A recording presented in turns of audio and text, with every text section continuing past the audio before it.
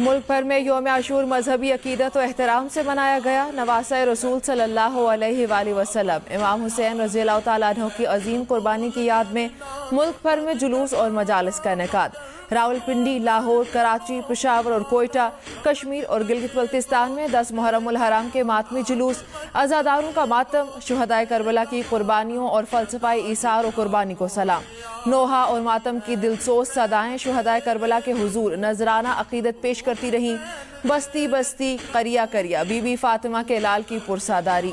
मुल्क के कोने कोने में अज़ादार इमाम अली मकाम की अजीम कुर्बानी को खराज अकीदत पेश करते रहे। जुलूस के रास्तों पर पानी की सबीलों और नजर न्याज का भी एहतमाम किया गया।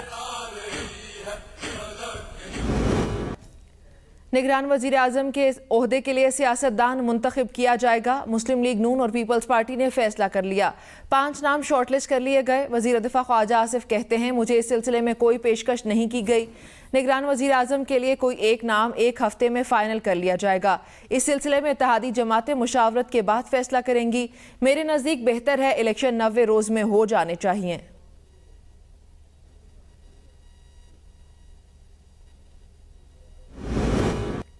पीटीआई की मुनहरिफ अरकान के खिलाफ कार्रवाई। परवेज खट्टर की पार्टी में शामिल अरकान की बुनियादी रुकनियत खत्म कर दी गई। साबिक वजीर आला KP महमूद खान भी पार्टी से फारिग। मरकजी सेक्रेटरी जनरल पाकिस्तान तहरीक इंसाफ उमर अयूब ने रुकनियत मनसूखी का नोटिफिकेशन जारी किया। मजमूई तौर पर 25 अरकान की रुकनियत खत्म की गई। साबिक अरकान को पार्टी पोजीशन और नाम इस्तेमाल न करने की हिदायत।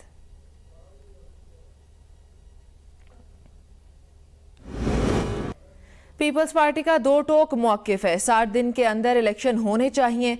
अगर इत्तेहादी जमातें 90 दिन में इलेक्शन करवाना चाहती हैं तो इसके लिए भी तैयार हैं।